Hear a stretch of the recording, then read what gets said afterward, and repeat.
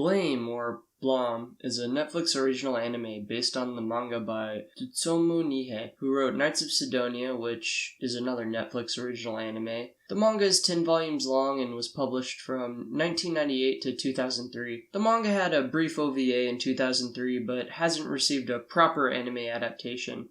The story is set in a futuristic wasteland where a virus has taken humanity's ability to control their machines. Many generations later, humans are close to extinction.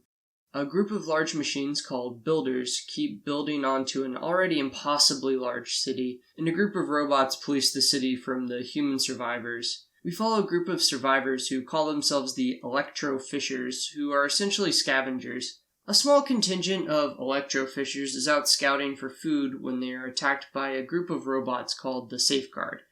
They are attacked and almost completely wiped out, and they are saved by a traveler named Killy who possesses technology beyond their understanding.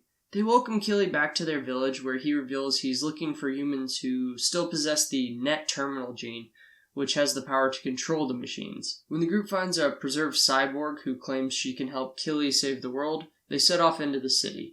The anime was produced by Polygon Pictures, the people who made Knights of Sidonia. So the film has the same 3D CG style that Knights of Sidonia and Ajin have.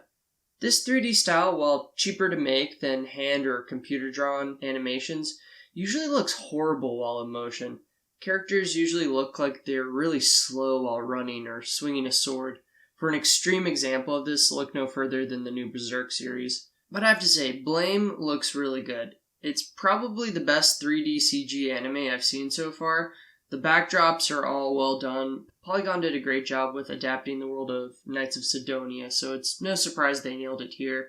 The anime does a great job of conveying the space of this world. There are a few instances of the poorly rendered motion everyone worries about with this style, but on the whole, I think the animation's great. The dub is decent. It has a lot of the same voice actors from other Polygon Pictures anime. My only real complaint is that a lot of these voice actors seem a little too whiny at times.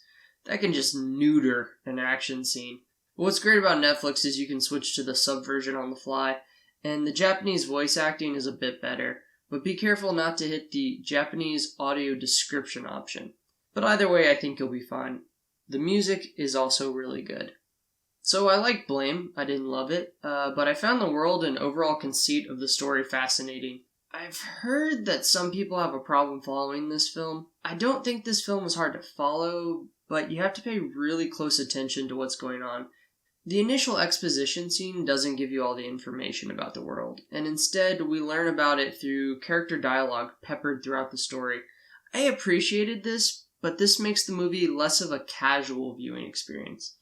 The story has a little lull near the middle, but picks up again towards the end. I wasn't that impressed with the enemies, and the final enemy in particular. The designs seem more menacing in the manga art. If anything, this movie made me more interested in the manga. This movie breathes life into a giant world, but ultimately doesn't do much with it. The overall story is pretty contained. Not that this was poorly done or anything, but I wanted more. I think this would have been better suited to a series rather than a movie adaptation. In conclusion, I think I could safely recommend Blame to most serious anime fans. Great world, good premise, decent story, and passable characters. For casual audiences, I don't know if this will be worth your time. I'm always careful recommending anime to people who don't watch it at all or just casual fans. I don't think this movie is going to sell you on anime. That being said, I don't think this movie will bore you to death. And it's on Netflix, so it's a pretty non-committal risk. Blame. Let me know what you think about it, and let me know if there are any other 3D animated animes you like. I think we're going to see a lot more of these in the coming years. They're very cheap to make. But yeah, check it out.